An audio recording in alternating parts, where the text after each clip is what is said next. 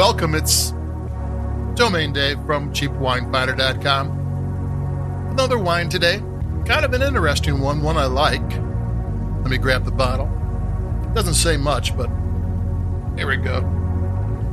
Trader Joe's Platinum Reserve Napa Valley Cabernet Sauvignon 2020. Trader Joe's Fearless Flyer says it's from a very, that's therefore varies, not mine, prestigious Napa Valley winery.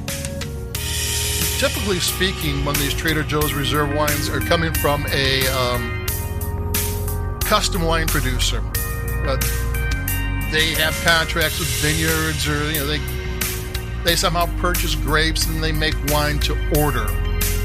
This one's coming from, according to Trader Joe's, an actual Napa Valley winery. Now, there is a producer they list, Prestige Wine Company, which is a Napa Valley wine brand. They make wines from like 15 to 40, and some of their wines have showed up in Trader Joe's before, but they also say that this wine is comparable to wines that sell for hundreds of dollars.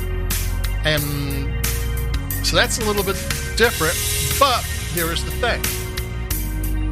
Wines that sell for hundreds of dollars are not 2020 releases. 2020 release is a young wine. I mean, Napa Valley, Napa Valley typical releases right now are probably 2019 to 2018, and that's in like the under $50, $65 range, depending on the prestige of who made the wine, because that is Napa Valley. If you're a famous, well-known winery, you charge a little bit more than the brands and that type of thing. But the $100 and the $200 wines, they're a different story. So what is this? Because the $100 and $2 wines they're coming out in 2017, not in 2020. So what is this? I mean, they don't tell you. It says Napa Valley on the label, which is about as generic as you can get. Most wineries do not do we're from Napa. I mean, they're from Rutherford, they're from Oakville, they're from a very specific place. In France it's terroir. But in these wineries, Napa, they are from a location, and this doesn't tell you the location. Napa itself is fairly large with all sorts of different climates. It's not telling you much. I'm going to take a sip. So they're going through more efforts to hide everything, which tells me that this probably is from a top-notch winery. And Trader Joe's tends to undersell their wines rather than overhype them. I know of a $60 Napa Cab that sold for $10, but they didn't really mention that it was a $60 cab. And I know of Caneros Pinot Noir that was going for $50 when it, and they were selling it for $12.99 or something, and they don't overdo that. So when they tell you it's usually right, when they tell you this is something special, and when I tasted it, because I'm going, what is this? It's too young. There are a couple of 2020 Napa Valley wines out right now that it's too early, but there are a couple, and they tend to be in the $20 to $35 range, maybe 8 months oak and that type of thing. If you put an oak for 15 months, you can charge $70 in Napa. So why would you put it in less? So I tasted it, and it's got this finesse to it. It's sleek, and it's got tannins. But, a lot of inexpensive wines, they kind of do away with the tannins as much as they possibly can. There's this brush from the tannins. It's there. It doesn't bite, but it's part of the flavor profile, and it's what you want. Oh, this is it's 90% Napa Valley Cabernet Sauvignon and 10% Petit Verdot, which is the Bordeaux wine blend, and it tightens things up and adds a little darker flavor. It's a nice accompaniment to Cabernet Sauvignon. Normally they put Merlot in there, which softens it. Petit Verdot kind of tightens it, so it's kind of a nice thing.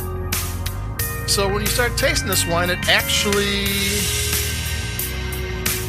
has a finesse you don't normally get for $14.99. My immediate thought was this might be a more expensive wine that for some reason didn't go under the high-end oak treatment. And another thing is, I'm going to take another sip. It tastes good.